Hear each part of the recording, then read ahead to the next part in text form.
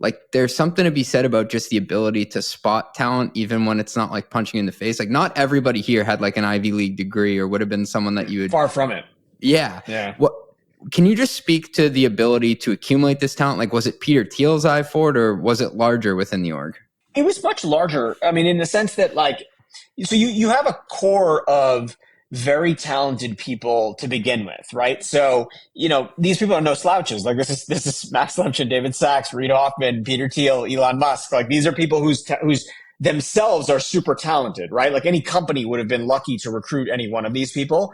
And then I think part of that is like attracts like. Like when you're looking for somebody, you are probably looking for somebody who's a little bit like you, right? They did do some things that were a little different, especially early on. They were okay and quite comfortable with people who like would not have fit in socially anywhere else, right? Like there were a lot of quirky personalities as a part of this group. Very, different levels of like attire and like appropriateness of like how somebody might have looked or talked.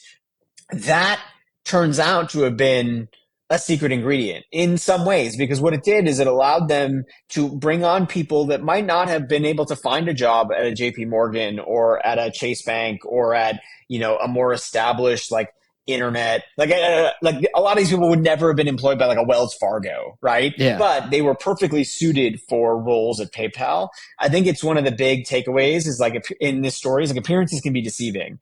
And you should be really careful that like you judge people too quickly just based on appearance, because honestly, like there's this great story. I didn't write about this in the book, but there's a great story of this guy who goes to work at PayPal and he's walking into the office, and the office on University Avenue. And he kind of walks on University Avenue and he sees a gentleman smoking. This gentleman's got a beard. He looks a little unkempt, and he kind of like assumes that he's homeless.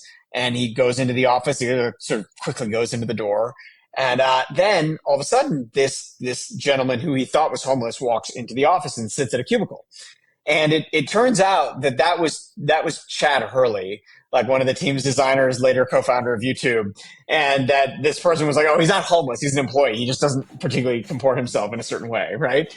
And so it was kind of funny because but there's a lesson buried in that about like not allowing people's outward appearance to necessarily disqualify them from certain roles. At PayPal, they were looking for in some ways they were looking for misfits, oddballs, this group of people who might not fit anywhere else. And there's a bunch of theories, by the way, as to why that's true.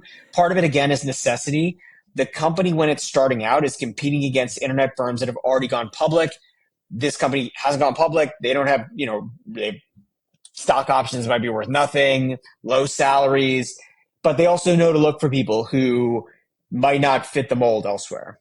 So well said. You talk a lot about the talent spotting abilities of Peter Thiel and the rest of the team, but like I think you would categorize it as like he has this ability to see not what you are today, but what you may be tomorrow in someone. Mm-hmm.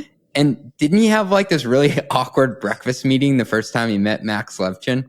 Yeah, there's a few different awkward breakfasts, but I would say that to your broader point, one of the things that Peter does very well, and I'd heard this from a few people within the company, is he does take chances on people who have had prior failures, especially recent failures. Okay. So there's this thing, if he hired a couple of people in the company, and those people, when they were reflecting back to me their experience of joining PayPal, they said, if I had been in Peter's shoes, given the failure I just had, I'm not sure I would have hired me, because I'm coming off a failure. Like this guy doesn't know me, but he's willing to. There's something about that is interesting, that like, I don't know if it's conscious, but Peter has this quality of taking second chances on people that's very underrated. So there's a gentleman actually who, this isn't in the book, but he finishes up at PayPal. Peter invests in him for something. It fails. And he goes back to Peter, and Peter invests in the next thing that he does. Right. Really? Yeah. And that's happened a few times. In fact, Luke Nosek, who joins the PayPal early, has this company called Smart Calendar. It's going to be like an e-calendar, like one of the hot products of the time. It fails. And in spite of its failure, Peter wants Luke to be a part of the PayPal team.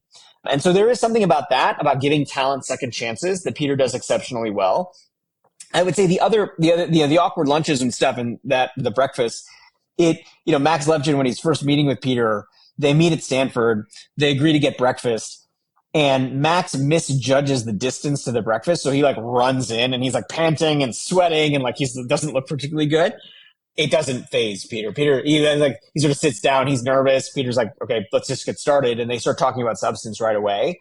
And whether those things are done consciously or by accident or whatever, I think the broader point is somewhere in the middle about like having a little bit of grace for people's particular circumstances. I think it's a great lesson for people building companies out there too. One, to take bets on people and second chances, because I also think that makes somebody so much more loyal to you in the long run. And they want to run through like a fucking wall to help you because you help them.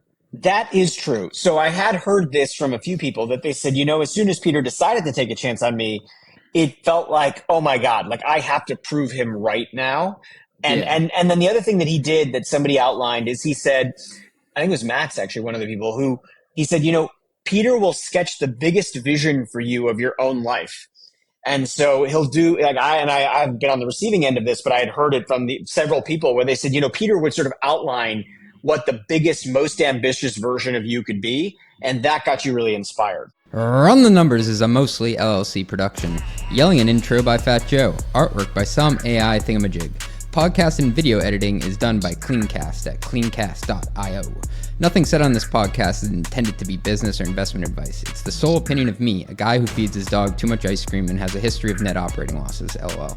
If you like this podcast, please hit subscribe. It would mean a lot to me. And also check out mostlymetrics.com. That's my newsletter where I explore business models and financial metrics. Thanks for riding with me. Share this with your friends. Peace.